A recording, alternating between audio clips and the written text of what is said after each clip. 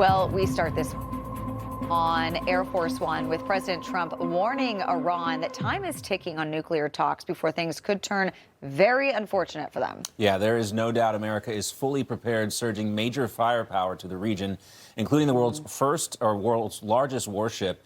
Will the Iranians sign a nuclear deal? Here to discuss that is the Vice President of National Security at the Heritage Foundation and former Deputy National Security Advisor Victoria Coates. Along with her, we have former Executive Director of the Iranians Americans for Liberty and CEO of Henry Public Relations, Bryan Leib, joining us this morning. Great to have you both here. Thank you guys for joining us this morning. Victoria, I will start with you. What did you make of President Trump's latest comments on Iran, giving them just about 15 days or else?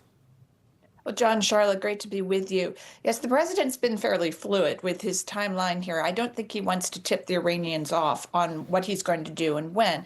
But, John, as you were just saying, he's putting the largest gun in the world on the table here in the form of the Gerald R. Ford, our most modern, our largest aircraft carrier, which went into the Mediterranean yesterday. It's steaming toward the Eastern Med. If he wants it to, it can go through the Suez Canal around Theater to join the Abraham Lincoln, which is already there. This is a massive amount of firepower. And what's really extraordinary is that we did this last month in the Caribbean, which was the largest buildup of U.S. armed forces since the Iraq War. This is now larger, 1 month later. So the United States is really demonstrating power projection. President's correct. The Iranians should take the deal that he put on the table. They've never made the right decision in the past. And so if he needs to take kinetic action, he has every option now ready for him in the Middle East.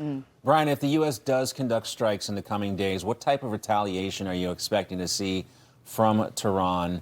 What do you think that looks like? Maybe escalating to a full-blown war? I don't think it's going to escalate to a full-blown war, but we have to be honest with ourselves here that the Iranians do have certain capabilities, and I'm talking about their hypersonic missiles that certainly could reach U.S. military bases in Europe, could reach Israel, and could reach other allies in the region.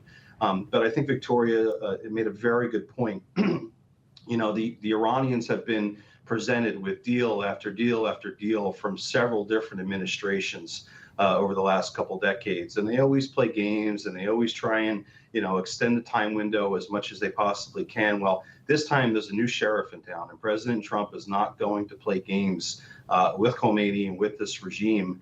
So I think, yes, it would be wise for them to take this deal. But let's be honest, guys, I don't think they're going to take the deal. They're not interested in diplomacy with us. So time will tell with what happens next. Yeah. And Victoria, what do you make of Iran and Russia wrapping up these joint naval drills in the Gulf of Oman? Their drills have been described as a calculated escalation. They're accused of moving assets now into strike positions. What do you think about all this?